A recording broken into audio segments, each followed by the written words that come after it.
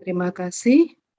Bapak Ibu yang saya hormati, selanjutnya adalah paparan materi modul 7 yaitu komunikasi dalam pengasuhan yang akan disampaikan oleh Bapak Dedi Andrianto. Kepada beliau waktu sepenuhnya kami aturkan. Terima kasih Bu Erna. Terima kasih Bapak Ibu semuanya yang hari ini telah siap kita ya belajar bersama-sama. Saya sapa dulu. Salam sehat sejahtera, salam damai bahagia, selamat pagi semuanya dan Assalamualaikum warahmatullahi wabarakatuh. Syukur kita Bapak Ibu, teman-teman semuanya kepada Tuhan, kepada Allah Subhanahu wa taala yang telah memberikan kenikmatan berupa hidup dalam kondisi yang sehat, dan apalagi kemudian kita ditempatkan oleh Tuhan itu dalam profesi yang terbaik, yaitu penyampai kebenaran pada level yang paling sulit, yaitu pada anak usia dini. Betapa dahsyatnya peran ini yang diamanahkan Tuhan kepada kita, maka selalu kita bersama-sama tak pernah kita melupakan mengucapkan syukur alhamdulillahirabbil alamin. Pada kesempatan ini Bapak Ibu, kegiatan kita ini adalah suatu hal yang memang dalam rangka untuk mengupgrade ya, bagaimana pemahaman kita terhadap anak. Ketika kemudian kemarin di awal kita belajar tentang konsep dasar PAUD, kemudian kita belajar juga tentang perkembangan dan sebagainya. Masya Allah, kalau kita melihat itu, kita walaupun sudah S2 sekalipun misalnya, tetap harus ternyata kita harus belajar dengan sesuatu hal yang luar biasa itu. Maka Bapak Ibu yang tercinta, ini ingin saya sampaikan satu materi yang menjadi pokok bahasan kita. Ini menjadi satu yang penting karena ini paling berat susahnya merubah pola pikir kita di dalam sebuah pembelajaran. Kenapa? Karena komunikasi menjadi satu ilmu alat kita, ilmu perang kita nanti menghadapi problem-problem bersama anak murid kita semuanya nantinya. Nah, sebenarnya bukan mereka yang bermasalah, tapi problemnya adalah dari kita mungkin yang kurang memahami tentang bagaimana cara berkomunikasi pada anak. Izinkan Bu Erna, saya akan menyampaikan ini paparan ini. Bapak Ibu, teman-temanku yang tercinta disayangi oleh Tuhan.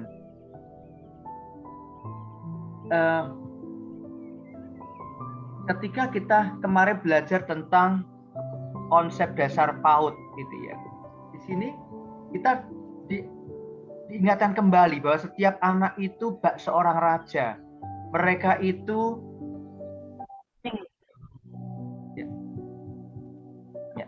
mereka itu adalah anak-anak yang memang kalau Allah Tuhan kita menciptakan itu sangat luar biasa sekali. Maka kita memahami secara utuh, secara holistik, bagaimana ada 10 prinsip pokok pembelajaran konsep dasar PAUD itu, bagaimana anak belajar melalui bermain, kemudian berpusat kepada anak dan sebagainya. Dulu saya memahami yang namanya belajar itu ya sambil bermain itu. Ketika saya dulu tahun 2005 jadi guru taman kanak-kanak, saya meyakini bahwa itu benar. Belajar sambil bermain, bermain seraya belajar. Ternyata sesuatu yang dikerjakan dengan sambilan atau mengerjakan dua pekerjaan sekaligus, termasuk hari ini kita, itu hasilnya tidak akan optimal. Maka kemudian ternyata prinsip itu tidak tepat. Yang benar adalah belajar melalui bermain. Dan bermain itulah anak belajar. Maka di sini kita dikuatkan kembali di awal materi kita. Kemudian juga kita diingatkan juga tentang bagaimana tahapan perkembangan anak yang secara alamiah itu bisa diprediksi, ya, bisa diperkirakan. Anak umur setahun bedanya dengan yang 2 tahun dalam hal motorik kasarnya bagaimana, itu bisa diprediksi. Tapi ternyata juga ada anak yang melampaui kecepatan anak yang normal atau bahkan kurang, yang kita kenal dengan nanti materi di anak berkebutuhan khusus. Nah, setelah kita memahami 3 hal ini dengan komplit, dengan detail, harapannya kita menjadi orang tua dan guru yang bisa memberikan cara belajar terbaik pada anak. Maka kemudian kita dikenalkan tentang hanya dengan cara bermainlah anak usia dini itu belajar. Nah, kemudian direncanakan sebaik-baiknya agar utuh, kemudian evaluasi. Nah, hari ini nanti ada 2 materi tentang komunikasi dan etika pendidik PAUD. Dan ini menjadi salah satu rangkaian agar nanti di dalam proses kita memberikan pelayanan pada anak benar-benar dengan cara yang sebaik-baiknya.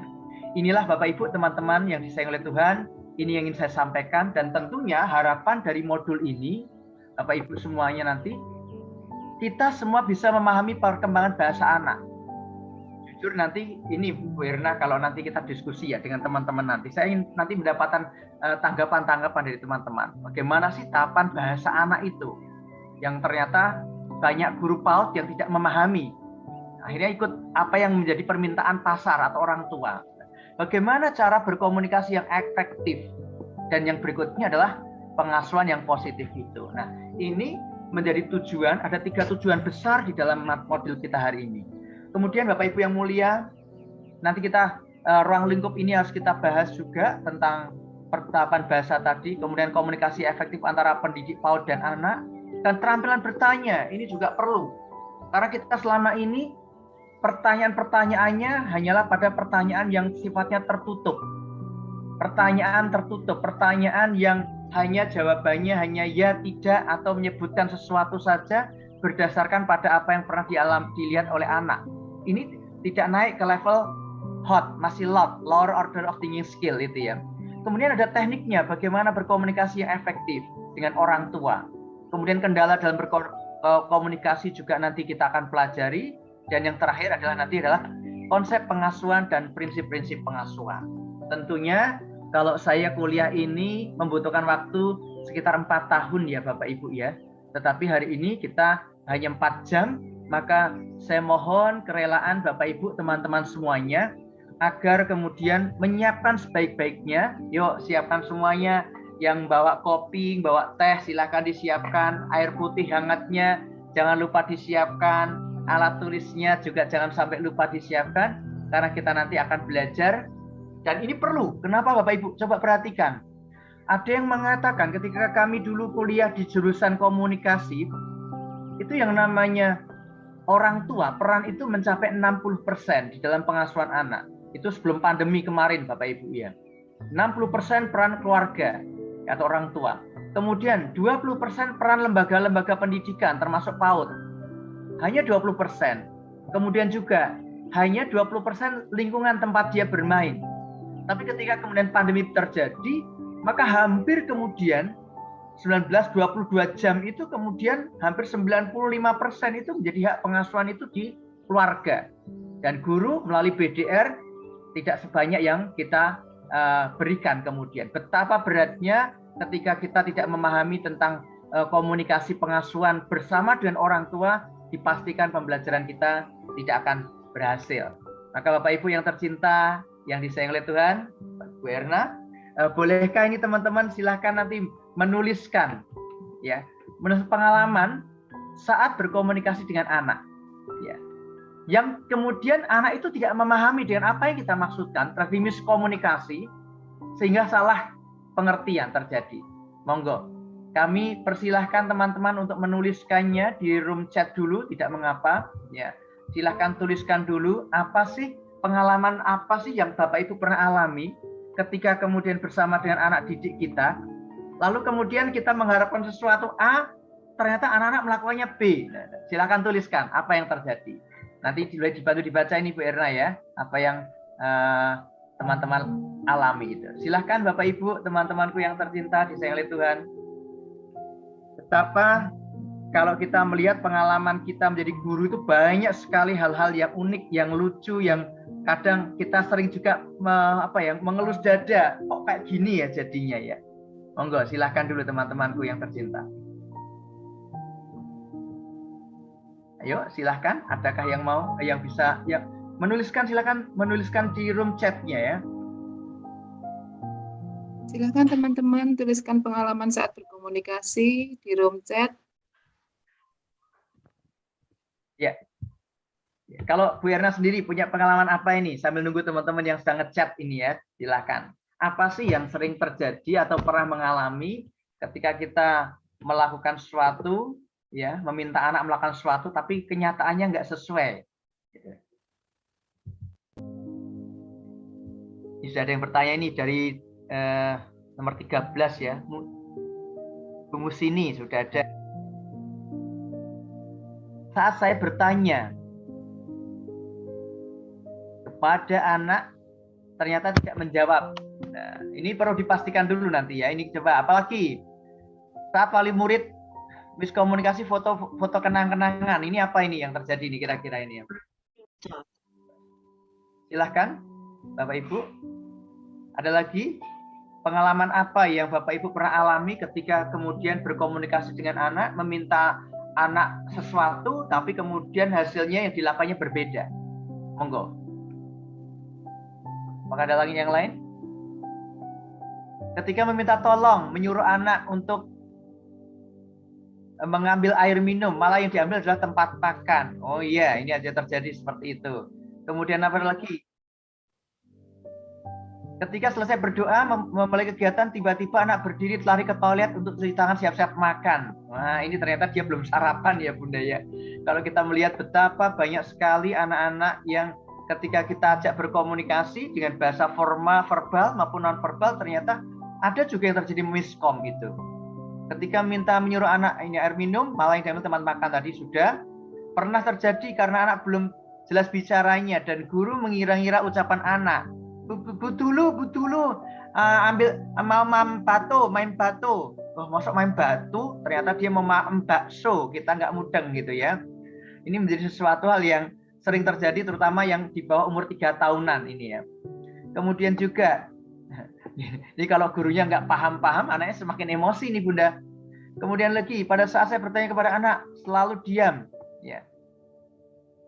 Tak mau menjawab. Nah, ini perlu nanti dicek secara holistik Bunda. Karena kalau terjadi gangguan pendengarannya, maka bisa jadi dia tidak bisa mengetahui apa yang dimaksud. Nah, apa yang dilakukan guru. Kemudian juga, pernah anak sedang makan, tapi sambil jalan-jalan. Lalu saya bilang, Mbak Disa, makanya kok sambil jalan? Jawab anak itu, enggak Bu. Maaf ini, terlalu cepat ini ya. Kayak mana tadi ya?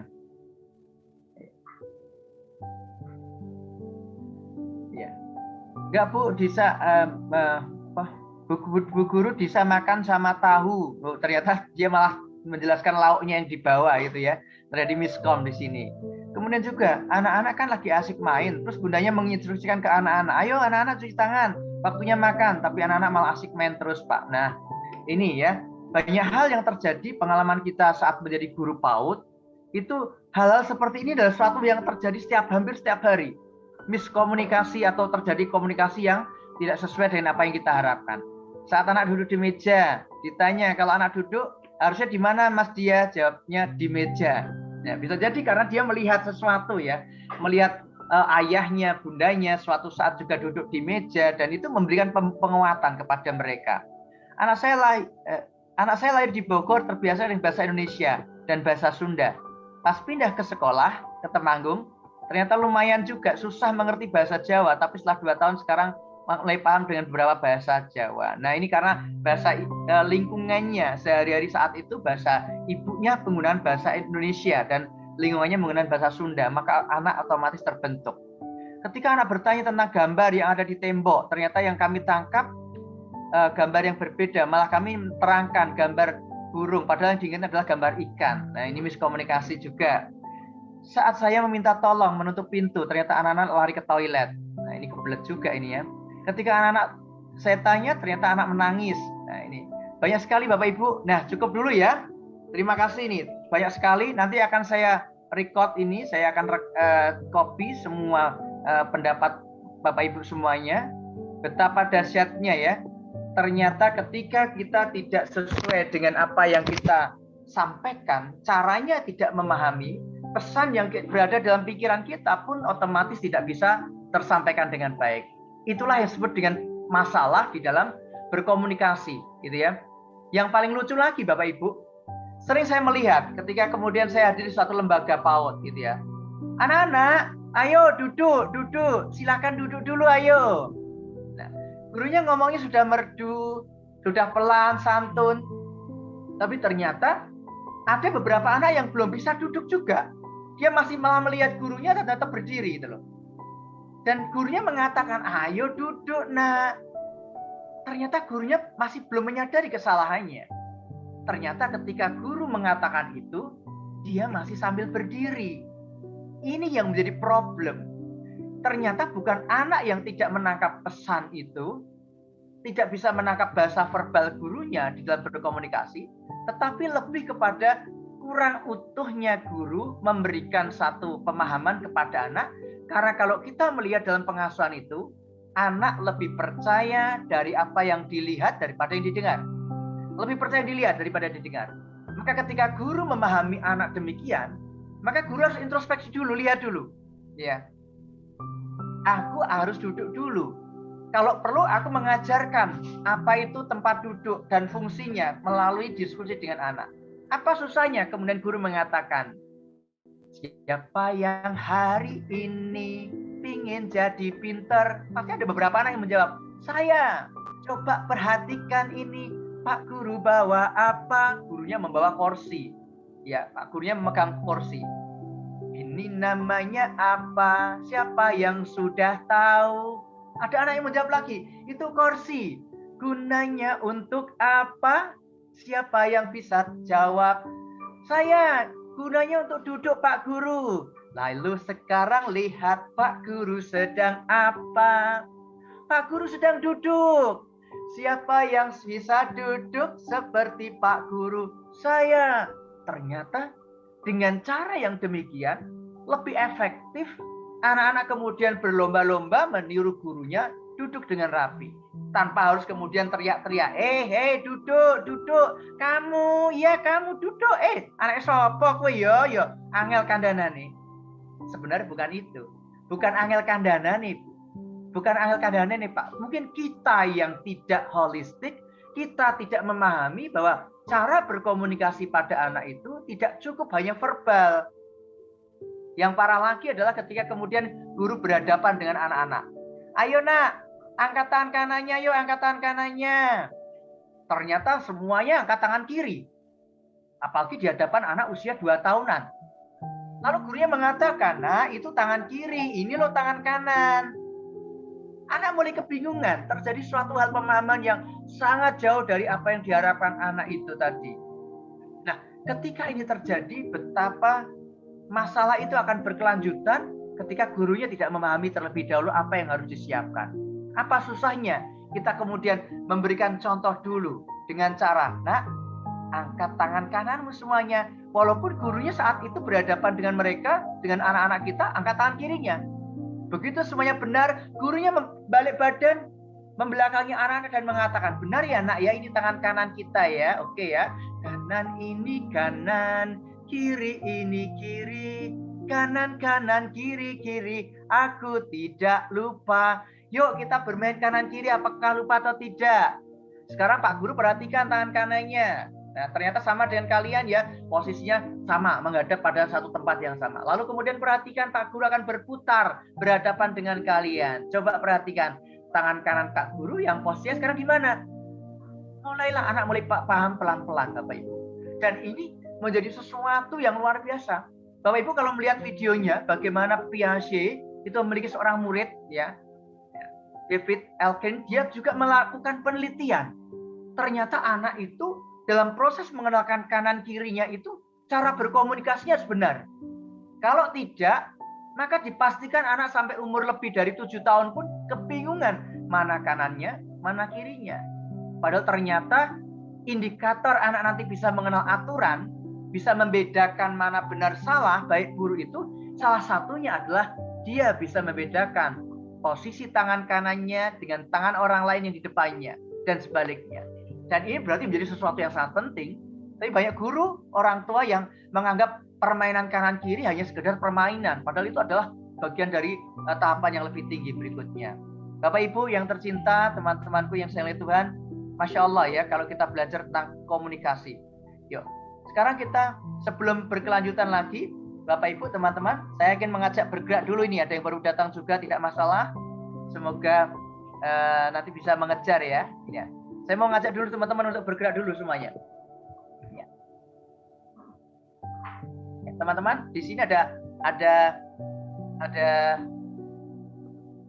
getarkan tubuh. Saya mau ngajak dulu semuanya. Teman-temanku, halo. Semua masih hidup ya? Siapa yang merasa masih hidup, angkat tangan kanannya semua, yuk. Tangan kanan kirinya semuanya. Kita getarkan tangan kita semuanya. Getarkan semuanya. Untuk mengalirkan oksigen juga ke otak, biar semakin cerdas kita. Kemudian bahunya kita getarkan juga. Getarkan bahunya. Lalu kemudian getaran seluruh badan semuanya. Sambil kita bernyanyi bersama-sama. Bapak Ibu, teman-teman, kita akan bernyanyi bersama-sama sebuah lagu berjudul Getarkan Tubuhku. Yuk bersama-sama teman-teman. Mohon maaf, apakah suaranya terdengar juga, Bu? Terdengar, Pak Dedi. Terdengar ya? Lancar. Oke, terima kasih Pak Fajar. Semua tangannya diangkat, kita getarkan sambil boleh bernyanyi. Tanganku aku getarkan, bahuku aku getarkan, seluruh badan, seluruh badan digetarkan, badan pun menjadi segar. Yuk kita sekali lagi yuk. Tanganku aku getarkan, bahuku aku getarkan, seluruh badan digetarkan, badan pun menjadi segar. Yes. Nah, silakan teman-teman. Nah, kaidahnya setelah menggetarkan badan olahraga, silakan teman-teman boleh minum dulu, ya. Air putihnya disiapkan dulu. Ini bagian dari kesiapan belajar, ya. Ketika ada anak bilang, Pak Guru haus, maka wajib hukumnya kegiatan hari itu ditunda sejenak untuk minum bersama-sama. Kalau perlu, gurunya juga mengajarkan bersama tentang adab minum yang benar.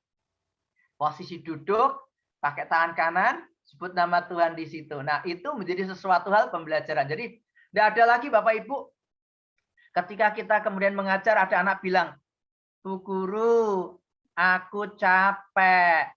Itu sebenarnya, kalau dalam ilmu komunikasi yang saya pelajari pada anak, sebenarnya dia itu mau bilang gini loh Bapak Ibu.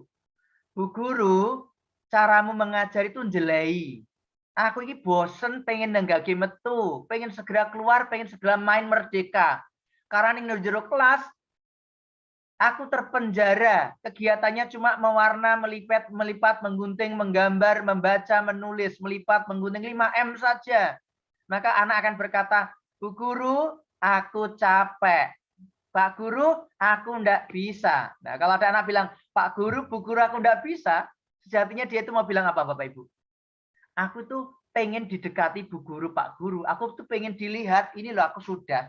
Tapi kadang anak dengan komentar sederhananya, aku enggak bisa. Padahal sebenarnya mungkin anak itu bukan enggak bisa, hanya pengen didekati, ditemani oleh gurunya. Karena dia melihat temanku sudah didekati guruku. Temanku sudah ditunjukkan guruku, aku kok belum. Maka kadang anak itu mencari perhatian dengan cara berkata, aku tidak bisa. Bapak Ibu, teman-temanku yang tercinta, yang disayang oleh Tuhan, ini silahkan teman-teman juga boleh ini ya.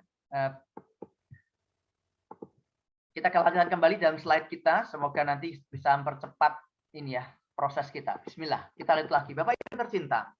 Ketika tadi kita mencoba menuliskan berbagai macam pengalaman saat berkomunikasi, ternyata banyak yang mengalami miskom, ya, miskomunikasi, ketidaksesuaian antara apa yang disampaikan oleh pembawa pesan, kemudian apa yang ditangkap oleh si penerima pesan. Itu terjadi tidak terjadi sesuatu yang diharapkan, dan banyak sekali tadi yang kita lihat dari teman-teman semuanya. Sekarang Bapak Ibu, teman-temanku yang tercinta, siapakah anak kita itu? Mari kita lihat bersama-sama ini.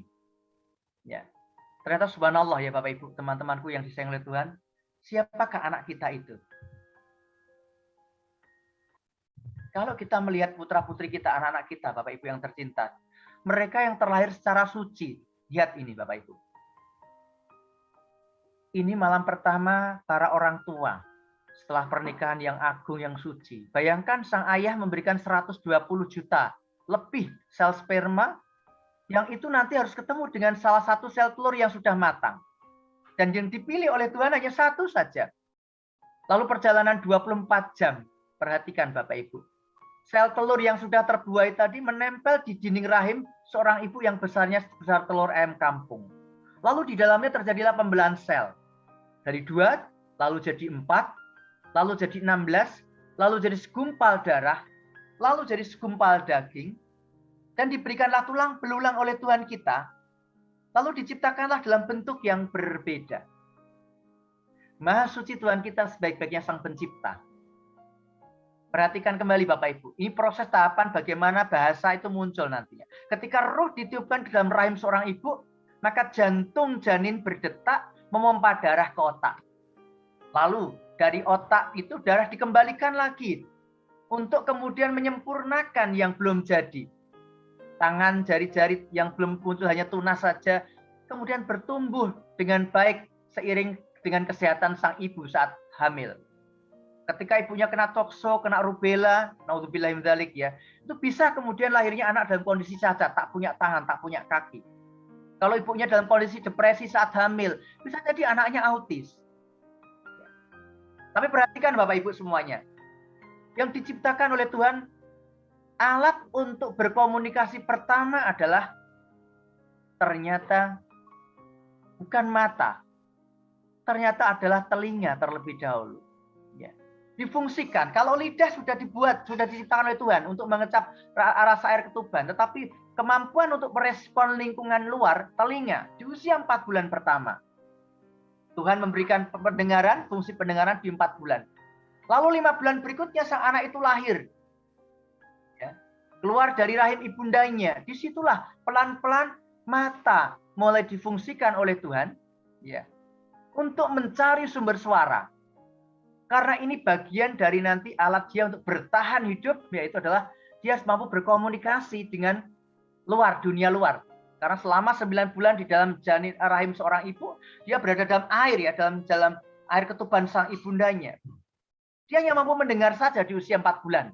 Maka Bapak Ibu teman-temanku yang tercinta, ya, ingat di sini. Inilah yang perlu nanti Bapak Ibu sampaikan kepada para orang tua wali murid.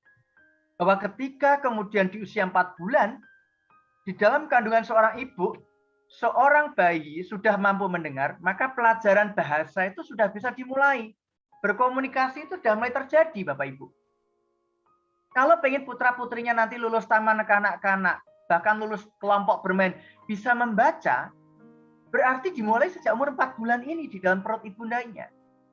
Banyak orang tua yang mengendaki anak umur TKB bisa membaca, tapi lupa di usia 4 bulan itu tidak pernah diajak bercakap-cakap. Tidak pernah diperdengarkan kosakata yang banyak. Bagaimana dia bisa bicara kalau tidak pernah mendengarkan suara? Gitu loh. Coba Bapak Ibu teman-temanku yang tercinta disayang oleh Tuhan. Kalau saya tanya ini, mikrofonnya boleh dibuka ini Bu Evi ya, teman-teman boleh dibuka ya. Bunyi suara kucing. Coba bagaimana suaranya anak-anak? Meong meong meong meong meong meong meong. Semua bisa menirukannya walaupun banyak yang nggak mirip. Nah, seperti meong. Nah, itu ada yang mirip itu, ada yang mirip itu. Satu itu.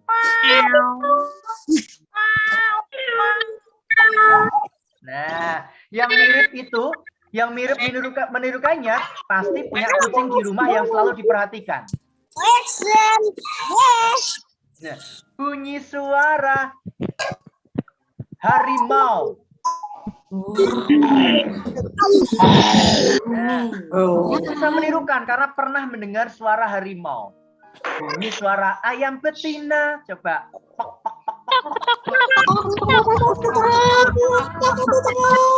Nah, sekarang Bu, sekarang perhatikan. Bunyi suara semut. Ayo. Ayo, siapa yang bisa mendengar suara semut? Kalau oek-oek itu bayinya dicokot semut. Ya, ternyata kenapa kita nggak bisa menirukan? Karena belum pernah mendengar. Anak pun demikian. Kalau dia tuli sejak lahir, pasti dia bisu. Itu sunatullah, itu hukum Tuhan, Bunda, Ayanda. Kalau anaknya nggak tuli Pak Dedi, tapi kok nggak bisa bicara? Karena nggak ada kosakata di dalam otak mereka. Mungkin waktu kecil ibunya pendiam, nggak pernah bicara, nggak pernah cerita. Ibunya dalam kondisi yang depresi saat hamil. Saat melahirkannya pun ibunya jarang bercerita, bercakap-cakap dengan bayinya. Nenek ini tidak disambi dengan bercerita, tetapi hanya ibunya malah asik dengan nonton drama Korea sambil nangis, membayangkan kehidupannya yang berat. Betapa anak itu nggak mendapatkan apa-apa di situ. Nah, anak yang demikian lagi seperti ini nanti, maka akan terlambat bicara, sama seperti orang anak yang telinganya tuli, gitu loh. Jadi speech delay di masa pandemi ini terjadi banyak sekali Bapak Ibu, meningkat luar biasa. Murid-murid kami pun banyak yang mengalami yang sama, terjadi keterlambatan bicara. Kenapa? Ternyata ketika di rumah dia tidak pernah diajak berkomunikasi dua arah dengan orang tuanya. Dia hanya ditontonkan televisi, nonton YouTube saja, main games gitu ya. Ternyata berdampak kepada keterlambatan dia dalam bicara. Logikanya kenapa? Karena tidak pernah ataupun jarang dilatih untuk mengulang apa yang pernah dia dengar. Coba, bunyi suara gajah. Coba, Bapak Ibu saya tanya, pernah nggak dengar suara gajah?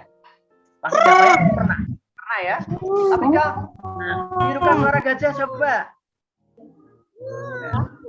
Sulit kita menirukannya. Kenapa? Karena ketika mendengar sekali tidak pernah kita latih. Kita tidak pernah mencoba menirukannya.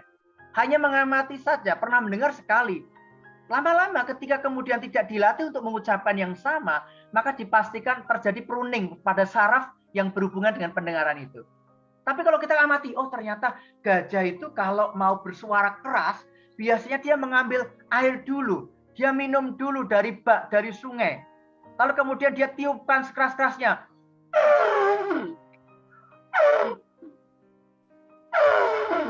Oh ternyata bisa bersuara seperti gajah.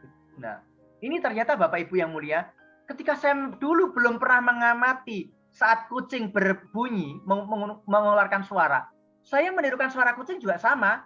Meong, meong, meong. Tapi setelah saya amati, kucing nggak bisa. Nggak bisa, karena ada giginya di sini yang membuat dia nggak bisa Tapi kemudian saya rubah kemudian dengan mengatakan dengan huruf W. Ternyata menjadi lebih mirip, Bapak Ibu. Jadi ternyata ketika artikulasi ya, ucapan itu pengen jelas, makhrajul hurufnya ya, itu harus melihat sumber suara itu dengan baik. Makanya kalau di sekolah-sekolah Islam ya, kalau mau mengajarkan ngaji di masa pandemi, kesulitan kalau pakai masker, Bapak Ibu. Di tempat kami, ketika anak ngaji ya, maskernya dilepas. Tapi dengan cara kita memberikan kain plastik penutup yang besar gitu loh. Jadi kayak papan tulis gitu, tapi terbuat dari plastik yang mika, yang sehingga gurunya bisa melihat dengan jelas mulut anak muridnya, dan sebaliknya murid juga bisa menirukan gurunya. Zal, dal, zal itu beda, dia bisa membedakannya. Po itu bisa membedakannya. Nah, itulah Bapak Ibu yang mulia. Jadi kalau kita bicara tentang tahapan bahasa itu dalam berkomunikasi nantinya, Tuhan telah berikan inspirasi loh. Tuhan fungsikan yang pertama adalah pendengaran. Di usia 4 bulan tadi ya, ini ya, 4 bulan. Suara yang paling sering didengar anak di usia dalam perut ibundanya adalah suara ibundanya. Nah, tetapi yang menarik Bapak Ibu, suara yang jelas didengar adalah suara ayah. Yang paling sering didengar suara ibu, tapi suara yang paling jelas didengar suara ayah. Logikanya di mana? Ternyata jakun, Pak Fajar ini punya jakun, saya juga punya jakun. Jakun ini ternyata membuat efek suara yang keluar dari rongga tenggorokan seorang ayah itu menjadi rendah. Nak, sayang, ayo silakan duduk. Nak, sayang, maaf ya, ayah telat pulangnya. Semoga kau tetap jadi anak yang soleh. Maaf ya kalau kamu udah tidur. Ketika kita mengucapkan itu, Bapak para ayah ini ya, ternyata suara itu bisa sangat jelas didengar. Bahkan ketika kemudian dalam perut istrinya ada seorang janin, anak sang ayah itu, kemudian diajak bicara, nak, ayah baru datang nih nak, doakan ya nak, nanti kalau kau lahir nanti, ayah ada di dekatmu. Semoga ketika kemudian Bapak Ibu, ketika kita bisa kemudian memunculkan itu, kalimat yang paling jelas adalah suara yang rendah. Maka ini pelajarannya apa dalam berkomunikasi? Guru PAUD jangan melengking suaranya. Ya, aja bengak-bengak, aja bengak-bengak. Ya, awas jatuh. Nah, jatuh kan, awas. Nah, ini percuma Bapak Ibu. suara anak tidak bisa mendengar dengan jelas, gitu loh. Bahkan kalau teriak-teriak seperti itu malah membuat semakin gaduh, tidak hanya pada kelas itu ya, hampir semuanya. Tapi suara yang lembut. Maka ketika kemudian melihat anak makan sambil berdiri, tadi kalau melihat Bapak Ibu ya, minum berdiri dan sebagainya, disuruh ini malah ke sana. Jangan-jangan kalimat awal kita meminta ternyata masih berupa perintah, satu. Yang kedua, kalimatnya tinggi, nadanya tinggi, melengking. Ini yang tidak efektif. Apa susahnya kita menepuk pundak anak murid kita, kemudian kita dekatkan di telinganya, kita bicara, sayangku, bisakah engkau duduk? Nah, itu akan lebih efektif daripada duduk, duduk, duduk. Apalagi gurunya masih ngomong sambil berdiri gurunya, itu tidak efektif.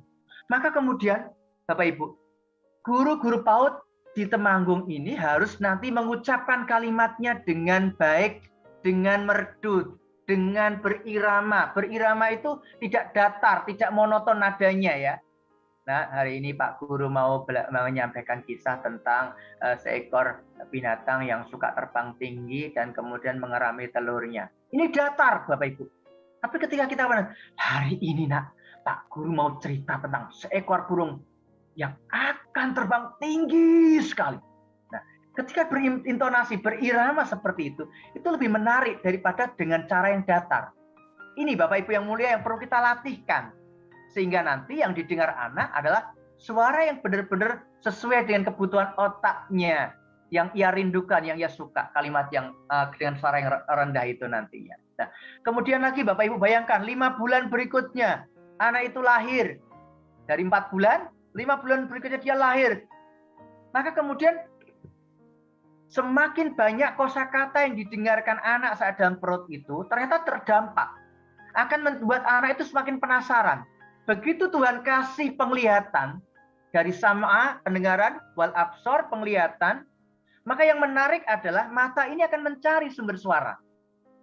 Dia akan mencari sumber suara, tapi perlu diperhatikan bahwa jarak fokus jelasnya anak saat lahir tidak sejelas kita orang dewasa atau anak-anak di usia remaja atau kanak-kanak. Tapi di usia-usia awal itu jaraknya hanya 20-30 cm. Maka ketika seorang ibu memberikan ASI pada bayinya saat lahir, Masya Allah ya, memberikan ASI sampai 2 tahun bahkan, itu jarak fokus mata anak dengan mata ibu, dengan wajah anak dengan wajah ibu, itu tepat antara 20-30 cm. Bayangkan ketika seorang ibu kemudian berkata, silahkan nak, nenen yang banyak ya, semoga kau jadi anak yang sehat. Bayangkan Bu, kalimat silakan nenen yang banyak, semoga kau jadi anak yang sehat. Sudah hampir 10 kata dalam 2 kalimat itu. Ada doa juga di dalamnya. Bayangkan 10 kata itu masuk pada satu kegiatan anak yaitu nenen. Ketika kemudian anak itu nenen, ibunya sambil kemudian menyanyikannya. Hisap, hisap, hisap yang dalam nak. Hisap, hisap, air susu bunda nak. Nah, itu dia semakin berirama, semakin merasa happy. Apalagi kemudian ibunya ikut pelatihan seperti ini, lalu kemudian membacakan apa yang dilihat anak. Membaca bukan membaca tulisan dulu. Nah, ini mata bunda sayang. Habis itu tunjuk tentunya ya. Kemudian ibunya menunjuk mata anak itu. Ini mata kamu sayang. Melihat ibu yang cantik kayak bidadari. Sambil ngelirik bojone karena wis suwi ra tau muji bojone cantik ya sejak anaknya. Ini hidung ibu sayang, hidungnya mancung, hidung kamu juga mancung sayang untuk menghirup udara pemberian dari Tuhan kita sayang. Ini bibir ibu sayang mendoakanmu setiap hari nak agar kau jadi anak yang soleh dan mensolehkan orang nak. Ini bibir kamu nak, sementara ini nenen dulu yang banyak nak. Nanti kau akan bisa menyampaikan ilmu walau satu yang kau pahami nak. Coba bayangkan Bapak Ibu. Bukankah ini mengajarkan membaca yang konkret? Mata, nggak perlu matanya ditulisi M-A-T-A, nggak perlu. Hidung, cukup tunjuk saja. Ini tahapan bahasa. Ya. Dari mulai mendengarkan, kemudian mengucapkan, bicara. Ingat, untuk bicaranya bisa benar, bisa sempurna, harus melihat. Maka Tuhan fungsikan sam'a wal absor, penglihatan, pendengaran, lalu kemudian penglihatan. Sehingga nanti bisa mengucapkan dengan baik, dengan benar. Dan ini yang membuat kemudian menjadi modal dia apakah menjadi baik atau tidak nanti.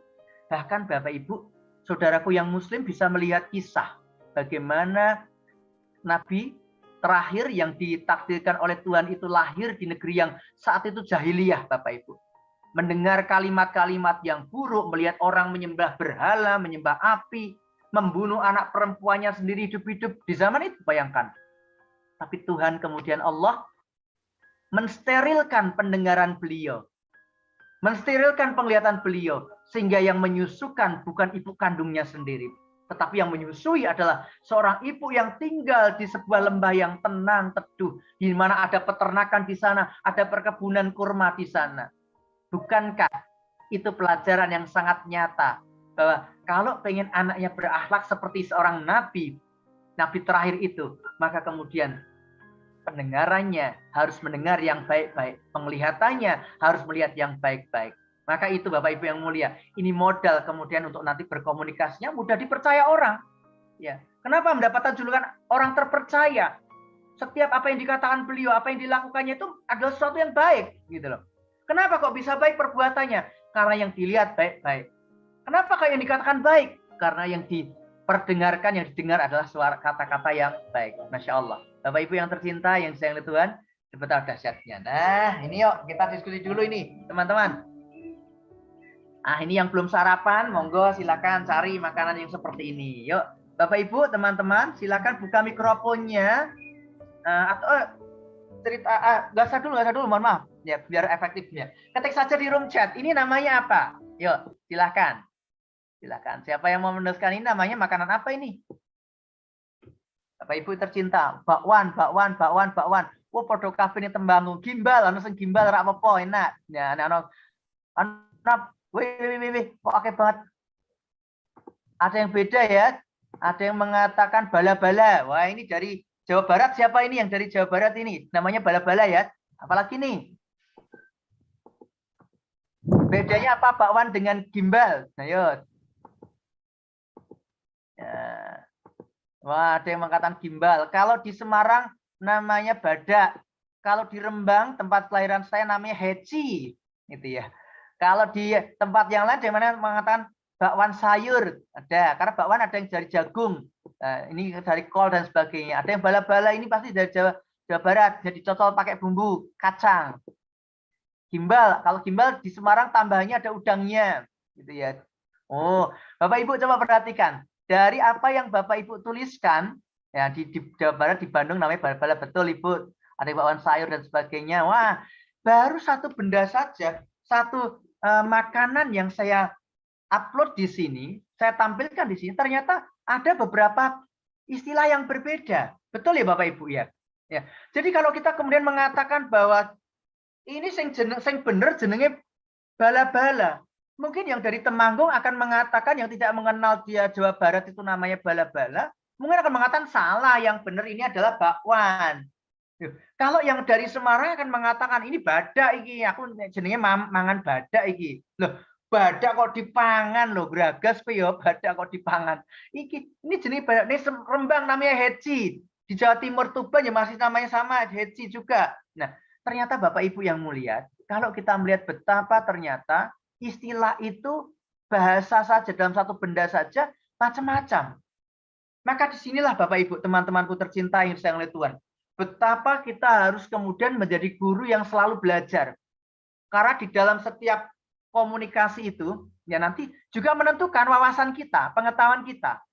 Ya, saya punya pengalaman menarik, Bunda, punya pengalaman menarik ketika saya supervisi di satu tempat taman kanak-kanak. Ya. Gurunya kemudian mengatakan, anak-anak, hari ini kita akan menggambar, mewarnai sayuran yang disukai oleh kelinci. Nah, silahkan ya, silahkan. Nah, ternyata di situ gurunya sudah memberikan LKS gambar wortel. Gitu loh. Kelincinya cuma kecil sekali, tapi yang dikasih warna adalah wortel nantinya. Ada seorang anak yang kemudian ternyata dia mewarnainya tidak dengan warna yang lazim. Biasanya yang namanya wortel itu diwarnai dengan warna oranye atau jingga, gitu ya. Tapi ternyata enggak, anak itu mengambil warna ungu, kemudian dia mewarnainya semuanya. Lalu gurunya mendekati dan berkata, "Nak, kok warna wortelnya ungu? Coba pilih yang benar warnanya. Itu masih ada yang 3 yang belum diwarnai, silakan ya. Ingat, itu loh warnanya depannya. Oh, sambil tunjuk warna oranye. Oranye. Nah, ini yang benar, Nak." Anak itu tidak mau melakukannya. Dia cuma diam saja melihat gurunya. Kenapa? Ayo silakan. Lainnya sudah selesai semua loh. Kamu belum kalau nggak mau mengerjakan itu. Ayo. Kalau nggak selesai nanti nggak istirahat. Ayo segera. Dengan terpaksa anak itu kemudian dengan wajah cemberut mengambil warna oranye tadi dan kemudian mewarnai sisanya. Tapi kemudian sang anak itu kemudian wajahnya terlihat cemberut. Saya dekati anak itu. Kenapa, Nak? Kenapa? Aku nggak suka kok wortelnya warnanya oranye. Lah kenapa? Aku suka yang warna ungu. Saya tanya, "Nak, pernah kau lihat wortel warna ungu?" Dia cerita, "Pernah, Pak. Pas kemarin aku liburan ke rumah kakek ke Bogor, aku diajak ke kebun raya. Di sana ada wortel warnanya ungu, ada yang hijau, ada yang putih, ada yang pink. Aku suka yang ungu." Oh iya toh. Nah, kemudian saya mengambil handphone, kemudian saya buka di Google, saya ketik di situ tentang wortel warna ungu. Lalu kemudian Bapak Ibu, teman-teman yang tercinta, ternyata begitu saya ketik di sini, saya menggunakan alat teknologi ya, untuk menjangkau karena saya belum ke sana dan belum pernah melihat secara langsung. Saya kemudian ketik di situ, wortel ungu. Wortel ungu. Ternyata Bapak Ibu yang mulia, ketika saya ketik wortel ungu, muncullah berbagai macam wortel yang warnanya ungu di situ. Loh, ternyata benar juga anak ini ya. Jangan sampai gurunya kemudian yang keliru, tidak pernah piknik ke Bogor, tidak pernah melihat wortel warna ungu, tapi menyalahkan anak.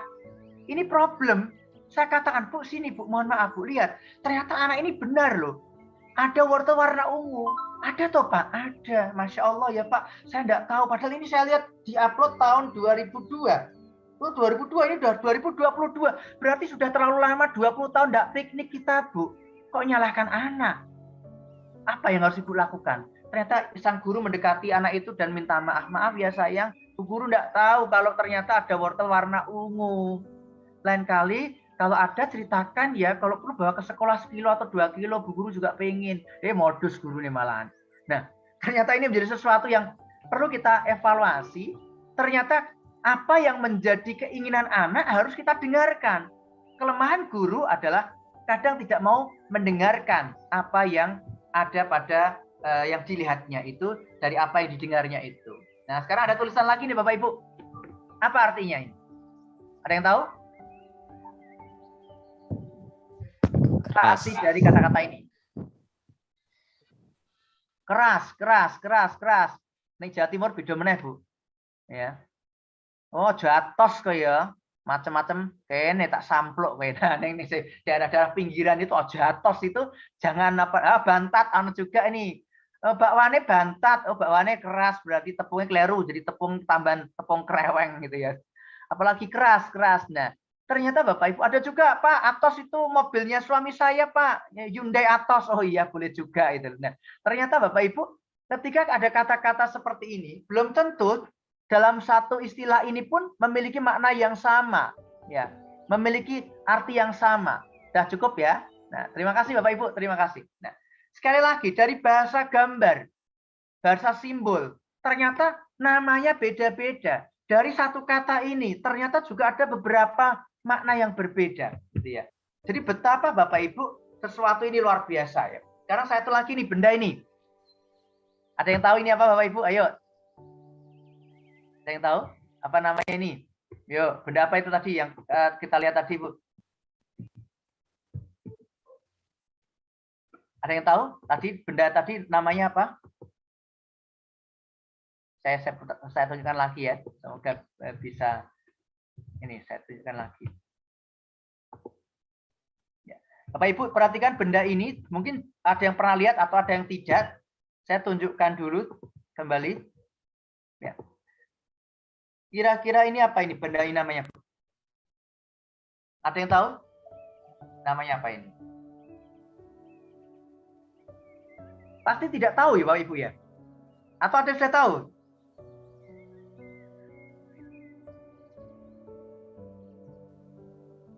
Ada yang tahu?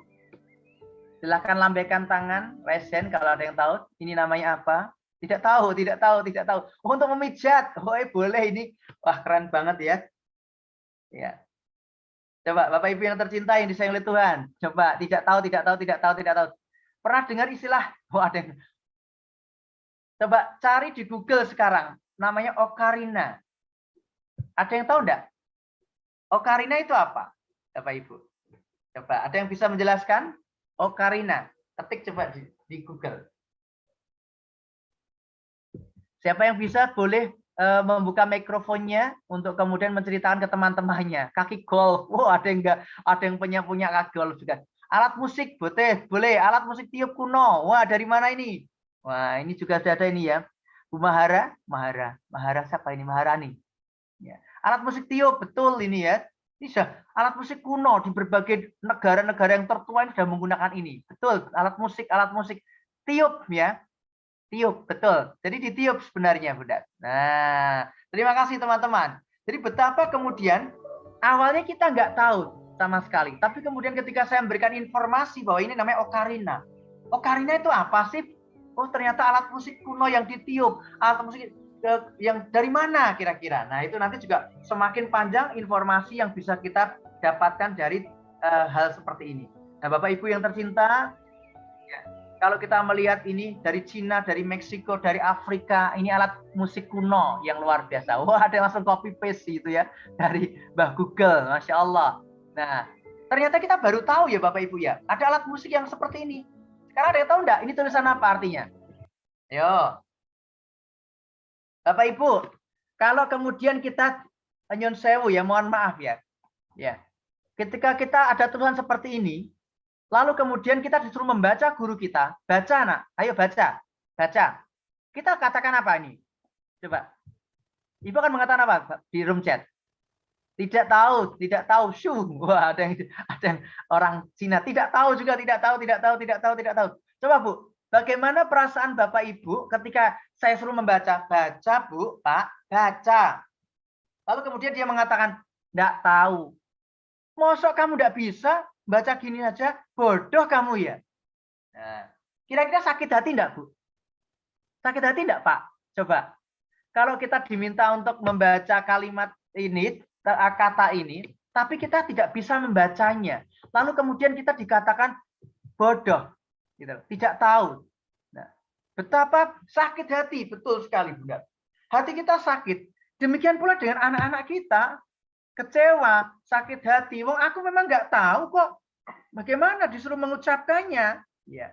Betapa kita selama ini sering berlaku kurang adil, Bapak Ibu. Memberi label anak tidak tahu tidak bisa. Kamu itu loh ya, kok nggak bisa. Kamu kok gini aja kok nggak mampu. Kita pun demikian, Bunda. Kalaupun kemudian kita di label seperti itu tadi, betapa menyakitkannya hati kita, hati orang yang mendengarkan itu. Betapa kita harus introspeksi. Jangan-jangan bahasa yang saya gunakan, simbol yang saya pakai, cara yang saya sampaikan dalam berkomunikasi tidak dipahami oleh anak itu. Ya, ini artinya indah ya, beautiful, indah gitu. Nah, coba kita lihat lagi Bapak Ibu yang mulia. Pengertian dari kata dari komunikasi. Kita lihat pertamanya. Ya. Bapak Ibu, komunikasi adalah proses. Ingat ini, proses berarti kalau proses itu ada tahapan-tahapannya. Tidak serta-merta. Tuhan saja ketika berkehendak jadilah bisa kok. Orang itu langsung lahir, langsung bisa bicara, bisa kalau Tuhan berkehendak. Tapi kenapa manusia itu tidak langsung bisa, walaupun kalau ada sebuah mukjizat karena seorang nabi dan sebagainya. Tapi ketika ada seorang manusia biasa, anak kita, diri kita, tidak langsung, itu ada proses-prosesnya. Nah, proses inilah yang harus kita pahami, apalagi dalam proses kita dalam hal menyampaikan pesan. Ketika ada seorang bayi, dia nangis, itu dia sedang berupaya menyampaikan pesan. Kepada siapa? Tentunya kepada orang tuanya, orang dewasa yang ada di sekelilingnya. Dan setiap anak yang menangis itu ternyata pesannya beda-beda.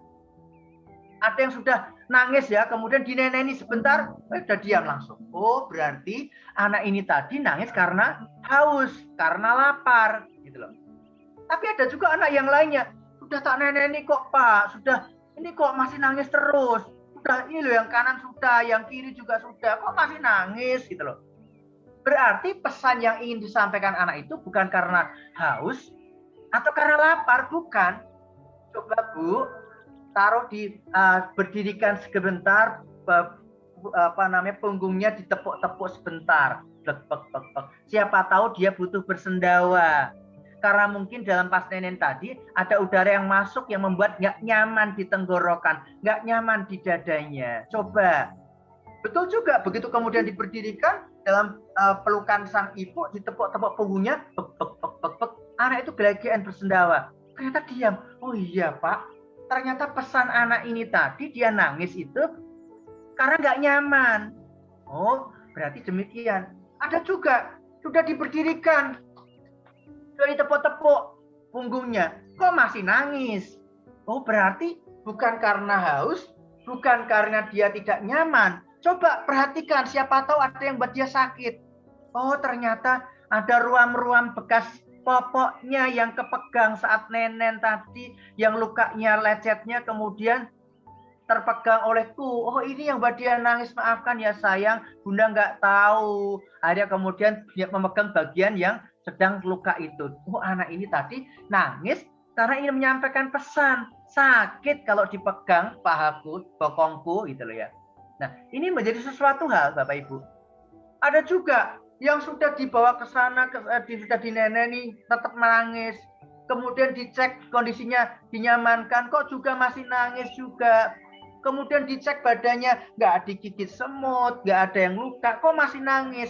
Oh, ternyata dia ketakutan. Ya, ada sesuatu yang dia lihat, yang orang tuanya mungkin nggak melihatnya karena dia mungkin indigo dan sebagainya, atau mungkin anak itu sedang dalam kondisi ketakutan karena yang gendong bukan yang biasa gendong, gitu ya. Biasanya mamahnya, ibunya, tapi ternyata yang gendong hari itu tidak lagi, yaitu pembantu yang baru dikenal ataupun babysitternya. Bisa jadi anak itu nangis karena takut. Jadi Bapak Ibu yang mulia, pesannya itu dengan tangisan anak saja sebagai contoh, subhanallah ya, ternyata pesannya banyak sekali. Ya. Dan harapannya sebagai orang yang diajak berkomunikasi atau penerima pesan, harapannya mengerti, harapannya bisa melaksanakan tadi sesuai dengan isi pesan itu. Nah, harapannya demikian. Bayangkan kalau orang dewasa tidak memahami Bunda, Ayanda, bisa terjadi problem. Masih ingat 2010 yang lalu, ada seorang ayah yang membanting bayinya hingga meninggal dunia di salah satu daerah di Jawa Tengah. Ya, cekcok dengan istrinya karena anaknya dari malam nangis. Ya, ketika cekcok kemudian apa yang terjadi? Saling menyalahkan. Bahkan ketika ada mertuanya di situ menyalahkan juga. Sang anak menantu ini tidak terima. Lalu bayinya diberikan ke suaminya dengan kasar. Lalu kemudian sambil marah-marah dan kemudian bayinya dipegang dengan cara yang keliru dan terjatuhlah, dan akhirnya anak itu karena jatuhnya kepala terlebih dahulu dan kena sesuatu yang tajam, meninggal anak itu. Ternyata setelah dicek Bu, ketika dimandikan jenazahnya, ternyata ada bisul di dekat telinganya Bunda. Dia sakit, semalaman nggak bisa tidur, nangis. Tapi ibunya nggak paham, bapaknya nggak paham, mertuanya nggak paham. Bayangkan Bapak Ibu yang mulia, bahkan bisa berakhir kemudian amanah yang diberikan Tuhan itu diambil kembali oleh Tuhan Bunda. Betapa kita kemudian prihatin di situ. Masya Allah. Kemudian lagi Bapak Ibu yang mulia, komunikasi itu memungkinkan seseorang untuk mengekspresikan. Nah, bisa dengan bahasa yang ekspresif, dengan mengungkapkannya. Bu guru, aku lapar. Bu guru, aku haus, gitu ya. Tapi banyak juga ekspresinya tidak dengan bahasa verbal, hanya bahasa simbol, gitu loh. Nah, ini guru-guru TPA, kami mohon harus paham betul itu Bunda. Saya mengelola di TPA juga lama dulu di rumah saya. Ya. Ketika ada anak sudah mulai pegang kemaluannya, sudah pegang, berarti anak itu mau pipis biasanya itu. Gak perlu saya tanya, kamu mau pipis? Ternyata ada anak yang terutama anak baru ketika ditanya seperti itu, dia malah malu. Akhirnya cuma geleng aja, cuma geleng aja. Tahu-tahu kemudian pipis dia. Loh kok ngompol? Tadi ditanya ngatakan nggak geleng kepala, ternyata pipis. Nah itu kenapa? Karena gurunya tidak paham bahasa ekspresi anak itu macam-macam, gitu ya. Nah, sesuai kebutuhan dan pendapat itu harus dipahami dulu.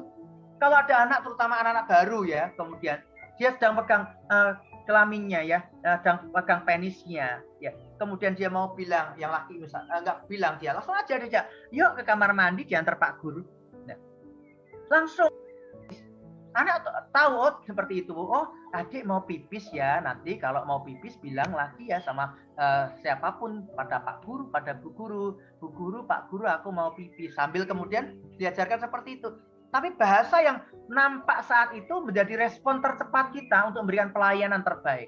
Jangan nunggu anak bicara, karena di usia-usia di bawah umur 2 tahun setahun itu masih banyak anak yang tidak mampu mengungkapkan bahasa lisannya dengan baik. Nah, harapan juga komunikasi itu akan berdampak untuk memecahkan masalah, gitu ya.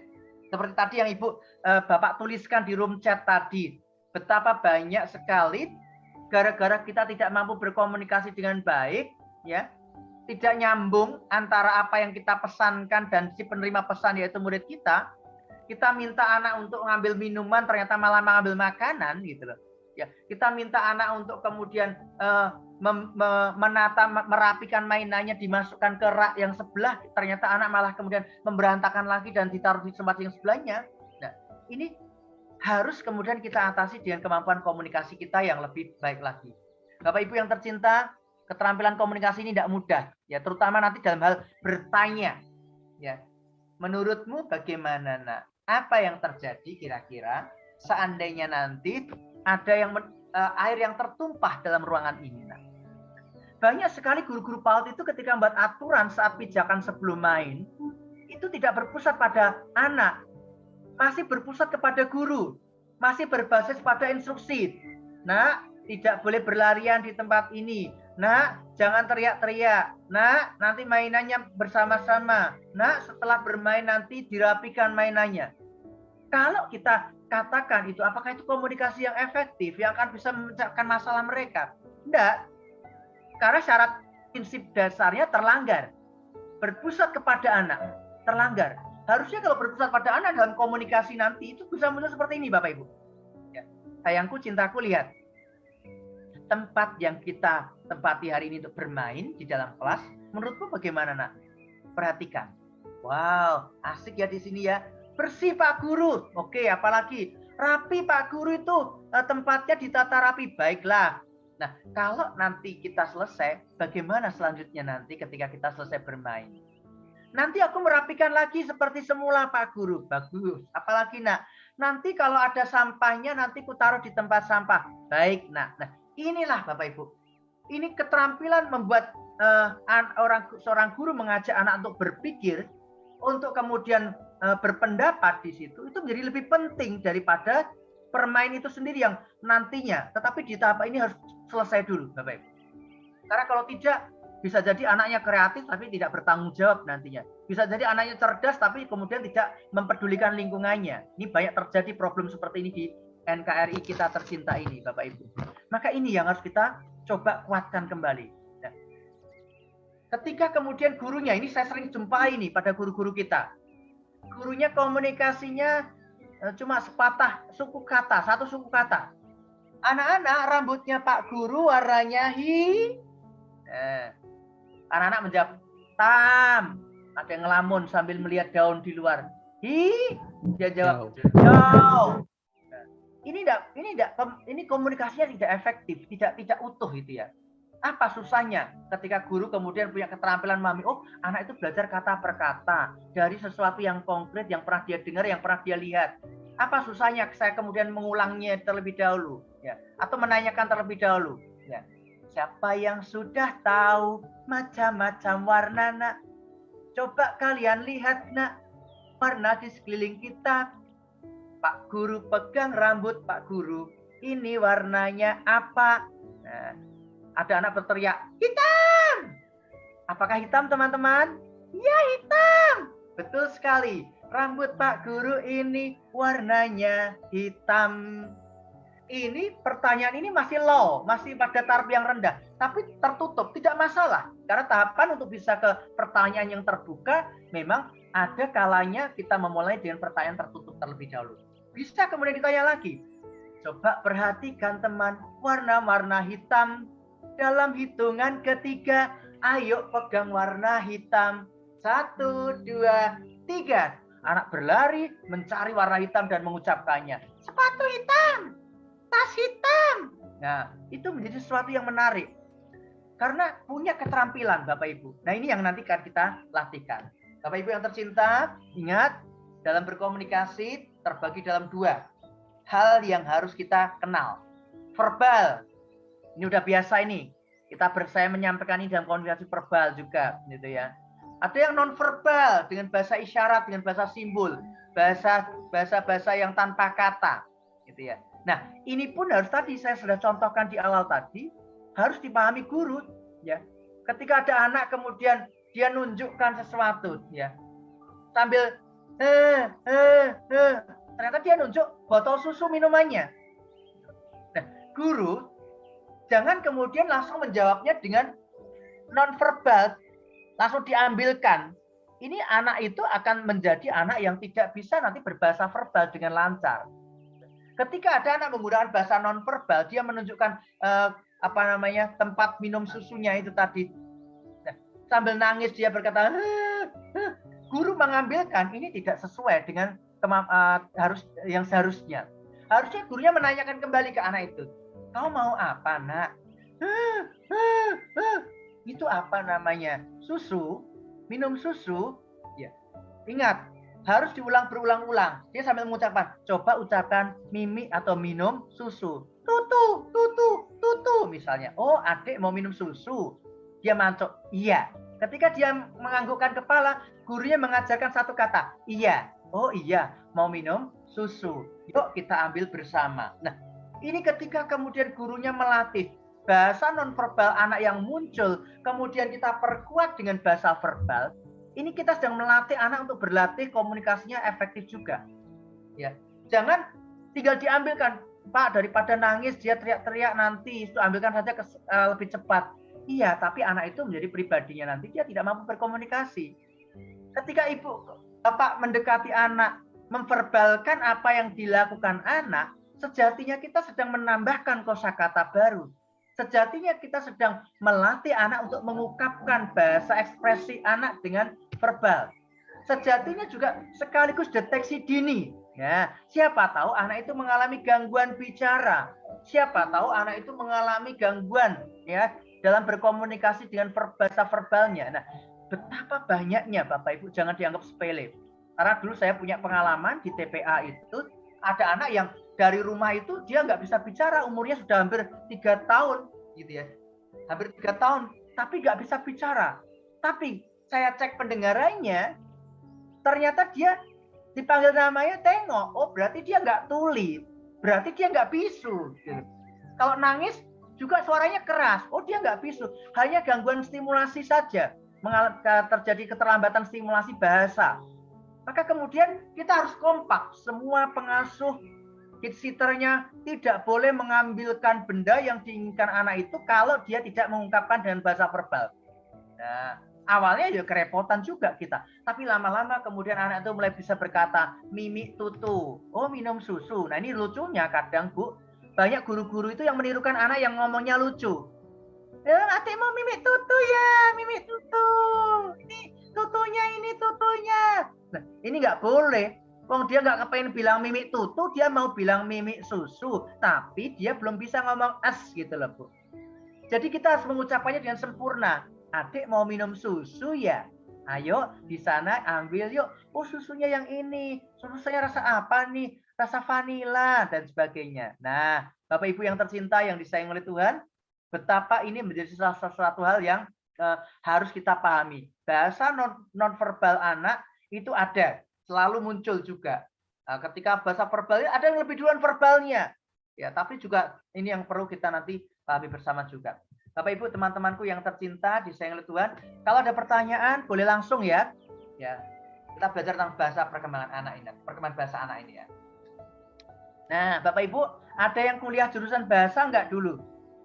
Ada nggak yang SMA-nya dulu jurusannya bahasa? Ya. Kalau ada, bahasa itu tahapannya pasti pertama apa, Bunda? Ada yang tahu tahapan bahasa itu? Ada. Oh, ini ada ini. Mendengar, betul sekali. Ya, betul sekali, Bunda. Mendengar. Saya jurusannya apa, Bunda? Putri Widli. Ya, tahapan setelah mendengar apa, Bu? Bicara, betul sekali. Setelah bicara baru apa kemudian? Setelah bicara membaca, betul. Dan yang berikutnya lagi, nah, menulis. Nah, Bapak Ibu, tahapan bahasa itu memang demikian kalau kita melihat. Yuk kita lihat bersama-sama dulu. Ya. Mendengar ini, itulah kenapa Bunda, Ayahanda, coba teman-teman yang saudaraku yang Muslim bisa melihat An-Nahl 78 itu ya.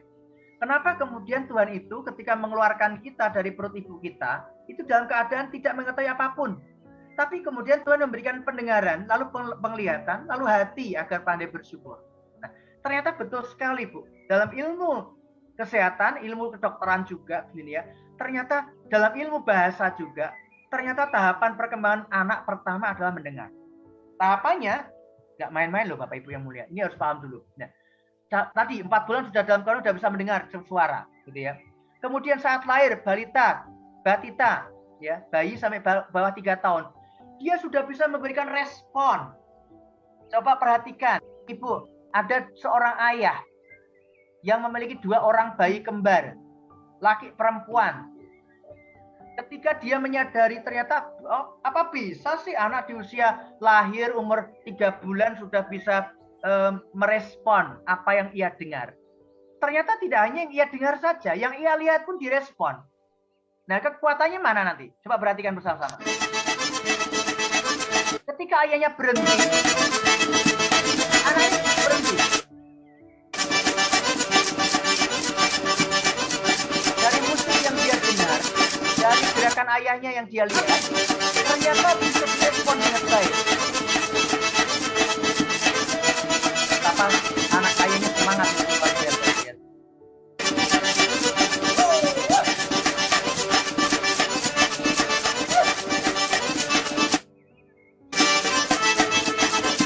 Ternyata Bapak Ibu yang mulia, kalau kita melihat sedemikian dahsyatnya anak-anak di usia itu, Bapak Ibu yang mulia.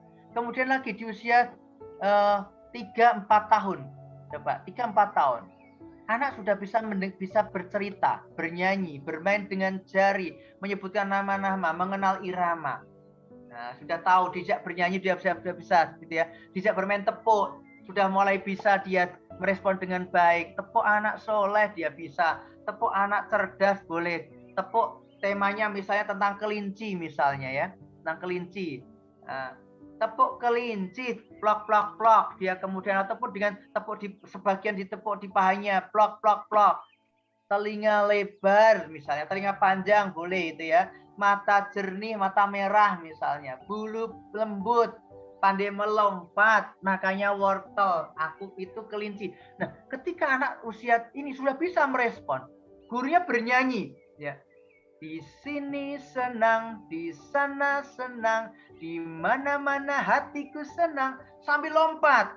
Itu dia sudah bisa merespon, sudah bisa menirukan, dia sudah bisa menceritakan juga apa yang telah dilakukannya. Apa yang tadi disebutkannya saat mendengar cerita. Nah, ini tahapan pertama Bapak Ibu, yaitu adalah mendengar. Anak usia 4 sampai 5 atau 6 tahun, dia juga sudah bisa membedakan dan menghubungkan bunyi dengan simbol. Ini Bapak Ibu, dari tahapan perkembangan bahasa anak ini, inilah yang menjadi dasar anak-anak itu sudah bisa mengenal coding, ya. Pra-coding sudah bisa dikenalkan.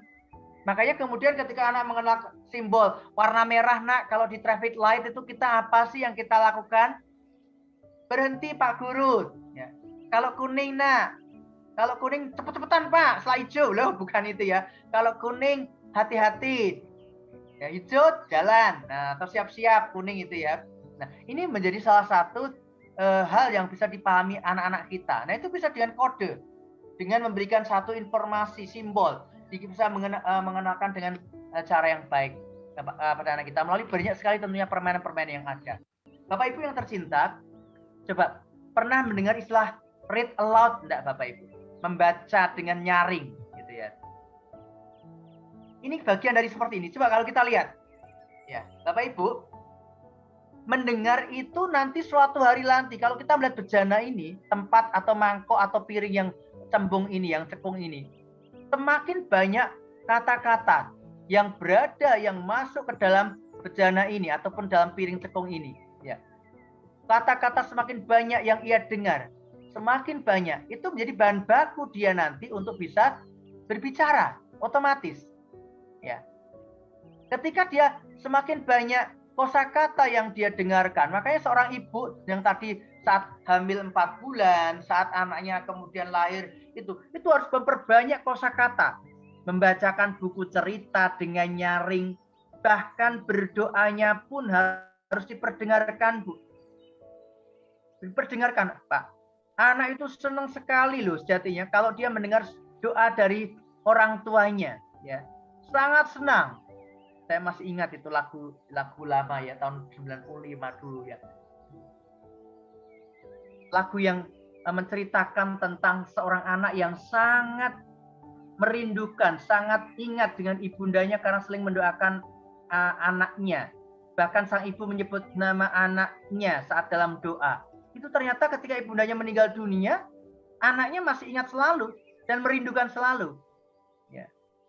Refnya masih ingat lagunya ya. Di doa ibuku, namaku disebut. Di doa ibuku dengar, ada namaku disebut. Subhanallah ya. Lagu itu juga menggambarkan Nabi Muhammad SAW juga selalu mendoakan anak itu dengan suara yang memperdengarkan kata-kata itu.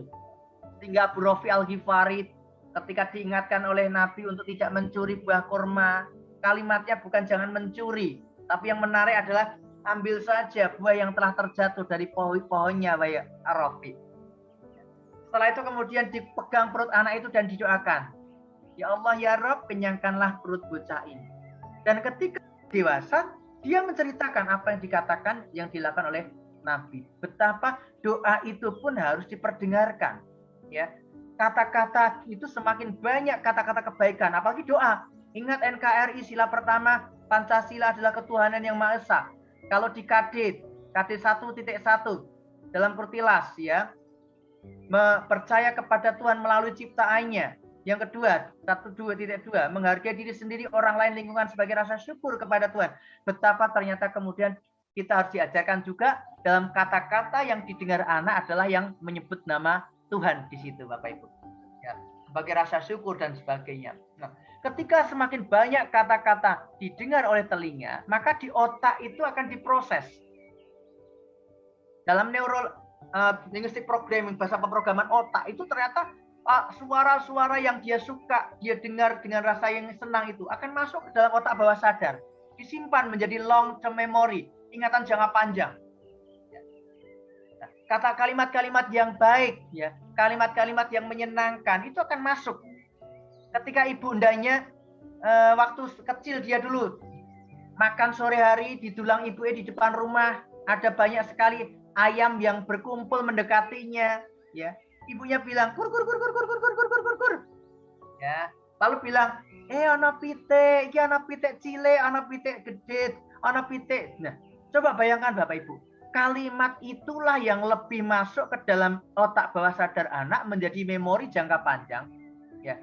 Dan ketika suatu hari dia disuruh membaca gurunya di kelas, tulisannya adalah CAGO, disuruh baca, ano gambare pitik ning kono, Bu. Anak itu menjawab pitik. Gurunya mengatakan jago nak, pitik Bu Guru, jago pitik Bu Guru. Nah, kenapa kok terjadi miss? Gurunya minta anak mengucapkan kata jago di situ karena yang ditunjukkan adalah alam jantan, tapi ternyata pengalaman indera anak sebelumnya, telinga anak sebelumnya, mata anak sebelumnya melihat dan mendengar itu namanya pitik. Maka itu yang lebih kuat. Maka Bapak Ibu yang punya putra kelas 2 SD ujian sekolah bahasa Jawa itu banyak yang nulis, Bu, anak pitik, pitik cilik, anak wedhus, wedhus cilik. anak sapi, sapi cilik, anak gajah, gajah cilik. Itu bukan salah anak. Tapi memang karena kalimat pertama, kosakata pertama yang ia dengarkan memang kosakata yang dialami dengan pendengaran dan penglihatan sekaligus. Itu yang membuat anak mudah memahami di kemudian hari. Nah, berarti kalau kita melihat berbagai fenomena itu, anak lebih percaya dengan apa yang didengar dan dilihat langsung, maka disinilah peran guru nanti. Nah, karena apapun kosakata yang akan masuk, selama anak itu tidak kemudian mengalami gangguan ya, gangguan mulutnya tidak mengalami gangguan, lidahnya tidak mengalami gangguan, ya, giginya, struktur rongga mulutnya tidak mengalami gangguan, pasti nanti dia bisa mengucapkannya, speaking. Dia akan bisa bicara nanti. Nah, ini harus diulang-ulang terus. Ketika dia bisa bicara, ya, menyebutkan dia, kamu sedang bawa apa, nak? Nah, aku sedang bawa mainan robot, Bu Guru. Bayangkan dia sedang membaca sejatinya itu. Membaca apa? Membaca benda dengan cara yang konkret. Ini mainan robot. Gurunya bertanya lagi kemudian. Coba Bu Guru ceritakan dong, itu robot apa? Bu Guru belum pernah lihat. Ini namanya Topbot, Bu. Robotnya yang seperti ini bisa jadi mobil. Ini loh, nanti kalau kakinya ditekuk, dimasukkan ke dalam tubuhnya, nanti ini ada keluar rodanya, ada 4 rodanya, warnanya hijau, ini. Nah, anak sejatinya dia sedang membaca, tapi bukan membaca tulisan. Yang dia baca adalah bahasa benda, ya, yang dia lihat, atau suara. Itu menjadi bagian dalam tahapan membaca. Bagaimana mungkin Bapak Ibu kita bisa meminta anak membaca kalau dia belum pernah bisa mengucapkannya? Bagaimana mungkin anak bisa mengucapkannya kalau belum pernah mendengarkannya? Nah, ini menjadi salah satu rangkaian nanti.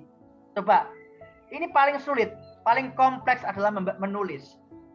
Karena sudah integrasi antara kekuatan motorik halus anak, 6 tulangnya harus kuat. Selain itu dia juga sudah bisa mengenal simbol-simbol huruf, mengenal yang namanya suku kata-kata. Dia sudah mengetahui, menghubungkannya. Kalau dia mau menuliskan kelinci abu-abu atau kelinci putih misalnya, kelinci putih, dia sudah harus bisa mengenal konsep warna. Dia sudah mengenal itu namanya binatang itu namanya kelinci. Bayangkan Bapak Ibu, ini lebih kompleks. Maka tahapan bahasa yang tersulit adalah menulis. Tapi banyak guru di daerah Bunda itu yang belum paham, ayah langsung suruh menulis anak. Dikasih tulisan di papan tulis, ayo tulis bareng-bareng 10 kali. Yang sudah selesai boleh istirahat, yang belum, awas, tidak boleh istirahat dulu. Anak menulis sesuatu yang tidak dia pahami. Bagaimana dia kemudian bisa memahami bahasa? Bagaimana dia nanti bisa kemudian mengenal apa yang dia baca, apa yang dia tulis, dan sebagainya. Nah ini Bapak Ibu yang mulia. Tahapan-tahapan ini tidak boleh terlanggar. Tahapan-tahapan ini tidak boleh dilalui, dilompati. Harus sesuai dengan tahapan-tahapan ini dengan baik, urut-urutannya. Ya. Kalian bayangkan kalau kemudian anak kita suruh dari kemudian masuk PAUD langsung kemudian membaca dan langsung menulis. Ini nanti kemudian anak kita menjadi anak yang bisa membaca, memang membaca tulisan, tapi tak tahu maknanya. Nggak ngerti apa yang dia baca. Nggak ngerti apa yang dia tulis. Nanti ada tulisan di sebelah sungai, dilarang membuang sampah di tempat ini. Tetap saja buang sampah sembarangan. Di sekolahnya ada tempat sampah, buanglah sampah di tempat ini. Ternyata kita pun banyak orang tua, guru dan murid yang buang sampahnya sembarangan. Karena apa? Karena jangan-jangan dulu kita diajarkan membaca tanpa makna, tanpa mendengar terlebih dahulu, tanpa bicara dulu, mengucapkannya dulu, tahu-tahu langsung membaca dan menulis. Bapak Ibu yang tercinta, maka kemudian bagaimana solusinya untuk anak kita biar bahasanya semakin kuat? Salah satunya adalah di dalam lembaga PAUD kita kenalkan dengan membaca nyaring ini. Ya, guru membacakan nyaring. Kalau perlu sampaikan dalam acara parenting, orang tua diajarkan, diajak lomba, dibuat lomba, ajang lomba untuk bagaimana agar orang tua bisa membacakan buku dengan nyaring di hadapan putra-putrinya. Tapi tentunya gurunya dulu harus tahu. Bayinya umur berapa bulan ini, Bu? Ternyata sang ayah membacakan dengan ekspresif buku itu. I just wondered, Mickey. Here you go, Minnie, said Goofy. Your surprise gift from Mickey. Perhatikan bayinya. Now who wants to go skating? Giggled Minnie, handing Mickey the box. Wow, inside were shiny new skates.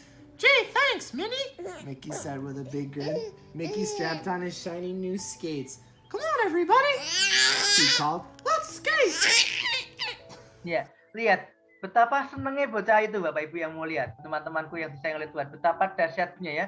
Itu ternyata kalau kita melihat ini apa yang keluar dari mulut sang ayah, ini didengar oleh telinga anak ini, apa yang bergerak-gerak dari mulut ayahnya dilihat oleh mata anak ini. Kemudian diproses di otak anak ini, ya, disimpan dalam memori jangka panjang dia, menjadi bahan dia nanti mengucapkan yang sama. Masya Allah ini ya. Jadi ini tahapan-tahapan ini dilakukan. Semakin banyak kosakata dari sang ayah, ayahnya membacakan cerita, ibunya ngaji, diperdengarkan sayangku, bunda mau ngaji nak, dengarkan sayangku, ayah juga nak. Nah, ini menjadi suatu bahan baku yang semakin banyak diproses di kepala. Nah, suatu hari nanti dia akan mudah mengucapkannya dengan baik, Bapak Ibu. Betapa pentingnya kegiatan membaca nyaring. Nah, di sini ada berbagai macam aktivitas ini, Bapak Ibu. Bagaimana aktivitas yang mendukung itu tadi membaca nyaring. Bermain dengan mendengarkan, dan sudah ini ya. Sekarang bermain dengan mendengarkan musik. Ini juga boleh, Bunda. Teman-teman, yuk kita dengarkan, gurunya mendengarkan musik pada hari Minggu. Lalu kemudian anak-anak bermain di situ. Itu punya imajinasi dia. Kemudian yang lainnya, ketika sedang anak bermain, kita perdengarkan irama yang menyenangkan. Itu membangun ritmis anak. Frekuensinya akan jadi sama, dia semakin tertarik untuk kemudian iramanya dan sebagainya, untuk bersemangat dan sebagainya. Nah, musiknya tentunya kita pilih yang terbaik. Kemudian juga membuat gambar di buku dan berhubungan dengan musik, ini juga bisa. Intinya membuat anak bisa kemudian mendengarkan sesuatu, Bapak Ibu. Ya, misalnya kita mendengarkan suara musik yang keras, yang bukan keras ya, tapi yang rancak gitu ya. Anak disuruh menggambar, itu muncul berbagai macam karakter gambarnya, itu bisa jadi dia buat semakin cepat gerakannya. Nah, itu bisa juga dengan cara itu, Bapak Ibu yang mulia. Kemudian juga kalau kita mengetahui beberapa poin-poin yang berikutnya ini, Bapak Ibu. Ya, menjabarkan sesuatu benda, ya, menerangkan. Coba ceritakan kepada Pak Guru yang kamu bawa itu apa. Pak Guru, aku ini sedang membawa mobil-mobilan, Pak Guru. Ini mobilnya namanya Hot Wheel, Pak Guru. Oh, namanya Hot Wheel. Bagaimana caranya ya, Nak ya, untuk agar bisa jalan dan sebagainya. Nah, ini loh Pak, nanti kan ada rodanya. Ini rodanya itu berputar. Nanti ada mesinnya itu menggerakkan. Nah, ala anak mungkin macam-macam. Mungkin nggak sampai ke mesin dulu. Akan ada rodanya, Pak Guru ini bisa bergerak, bisa maju, bisa mundur. Nah, dengan cara itu Bapak Ibu yang mulia, itu sejatinya kita sedang melatih bahasa anak, gitu. Maka guru harus banyak mendengarkan dan memberikan pertanyaan terbuka. Jangan kemudian gurunya menerangkan semua apa yang dilihat anak, yang didengar anak. Enggak. Ceritakan juga, kalau dengan guru mau bercakap-cakap, lakukan saat bercerita, membacakan buku cerita, senam fantasi, itu menarik Bunda. Jarang sekali guru-guru PAUD ini itu mengawali kegiatan kinestetik anak di awal pembelajaran itu, motorik kasar, motorik halus anak itu dengan kegiatan yang namanya senam fantasi. Bayangkan kalau dengan fantasi, senam fantasi. Anak-anak, hari ini Pak Guru akan mengajak anak-anak untuk bersenam. Nah, senamnya nanti gerakannya sambil mendengarkan apa yang Pak Guru nanti ceritakan. Ketika Pak Guru nanti berkata, di pagi yang cerah, teman-teman semuanya, anak-anak yang hebat, bangun dengan kemudian menggeliat sambil merentangkan tangannya. Lalu kemudian berdoa, Alhamdulillahilladzi ahyana ba'da ma amatana wa ilaihin nusyur. Ternyata sang anak-anak ini dia mau belajar hari itu, dia bangun pagi ketika mendengar suara azan tadi. Nah, Masya Allah. Lalu kemudian dia berjalan, berjingkat karena dia melewati satu tempat ya. Berjingkat pelan-pelan menuju tempat wudhu, cuci muka di situ. Lihat, ternyata ini di rumah eyang, di rumah kakek. Kamar mandinya ada di belakang, tempat wudhunya ada di belakang. Dia melewati dulu jembatan kecil yang ada di sana dengan cara berjingkat. Anak berjingkat kemudian. Lalu membuka keran dan kemudian di situ kemudian berwudhu bersama-sama. Wah, lalu kemudian selesai berwudhu, apa yang dia lakukannya? Nah, itu bisa Bapak Ibu. Dengan senam fantasi, nggak ada itu gambarnya, nggak ada videonya yang ditonton anak, tapi guru membangun dengan cerita yang kemudian anak melakukannya. itu bagian dari bahasa juga, sekaligus menguatkannya. Ya. Kemudian juga saat kemudian gurunya memberikan suara-suara ya. Nah, apalagi misalnya, nak coba dengarkan suara apa nih nak? Suara apa ya? Bu Ari, suara apa? Nak Ari, suara apa itu? Mbak Romi, suara apa Mbak Romi? Nah, suara apa? Coba dengarkan sekali lagi. Suara apa? Udah. Wah. Nah, dari suara saja itu bisa membangun sebuah imajinasi. Kau pernah lihat di mana kudanya sedang apa yang terjadi ketika kudanya meringkik biasanya. Nah, itu betapa banyaknya. Coba dengarkan suara apa lagi nih, nak? Suara apa ya? Ayam. Ayam berkokok. Akan berkokok, nak. Pernah mendengar di mana, nak? Di rumah. Kandang belakang rumah. Kandang belakang rumah. Nah, siapa yang tahu bisa menceritakan yang berkokok tadi itu ayam yang seperti apa ya, nak ya? Nah, muncullah imajinasi anak tentang ayam jago, ayam jantan. Nah, mungkin anak mengatakan pitik jago. Oh iya, betul sekali, nak. Pitik jago. Nah, bahasa Indonesianya kita menyebutnya ayam jantan. Nah, ingat, ketika anak menyambut komunikasi yang kita berikan, pesan yang kita sampaikan, menyambutnya dengan bahasa-bahasa daerah, bahasa-bahasa asli mereka, atau bahasa ibunya, maka kita harus meresponnya dengan baik, mengatakan benar. Gitu loh. Nah, harus kita respon dan katakan, karena sekali waktu itu anak bisa loh, belajar dalam 3 bahasa asing sekalipun dia bisa. Ya, tapi mulai dari apa yang dia pahami. Dulu ketika saya di TK Pembina, saya mengajarkan pengenalan bahasa Inggris pada anak. Saya ketika mengajarkan itu nggak buru-buru langsung head, shoulders, knees and toes, nggak langsung itu dulu. Saya mulai dari mengenalkan kepala, pundak, lutut, kaki. Kalau kemudian di situ tempat itu banyak anak yang pakai bahasa Jawa, ya mulai dulu dengan sirah, pundak, lutut apa dengkul, nah, sikil, dengkul, sikil mulai. Bahkan saya kemudian mengubahnya terlebih dahulu, ya. Mripatku, pengku, irungku, tutukku, kabeh ning kene bareng-bareng. Ora ana sing keri ya bocah ya, ora ana sing mripate keri ning warung ya ya, ora ana sing keri ning omah nggih, mboten wonten Bu, Pak. Oke. Ternyata nak ada orang Jawa tadi menyanyi mripatku, kupengku, irungku, tutukku, apa kabeh ning kene bareng-bareng. Ada anak dari kota, dia nggak bisa pakai bahasa Jawa, nak, pakainya bahasa Indonesia. Mataku, telingaku, hidungku, mulutku, semua selalu bersama-sama. Lah kok kedatangan juga teman kita yang dari Inggris, dia nyanyi juga bersama-sama. My eyes, my ears, my nose, my mouth, we are together forever. Bisa itu, Pak. Anak itu bisa mengenal berbagai bahasa langsung asal dimulai dari bahasa yang dia pahami terlebih dahulu. Jadi jangan buru-buru pakai bahasa asing, ya. Termasuk yang sekolah-sekolah Muslim ini, doa itu banyak pakai bahasa Arab yang dikenalkan gurunya. Mulailah dulu dari kemudian selain itu juga dari apa yang dia pahami. Maka kewajiban guru yang mengajarkan pakai bahasa Arab pada anak harus tahu artinya dulu. Sehingga gurunya bisa mengawalinya doa itu dengan membahas artinya dulu. Ya Allah ya Tuhan kami, tambahkanlah kami ilmu dan berikanlah kami pemahaman.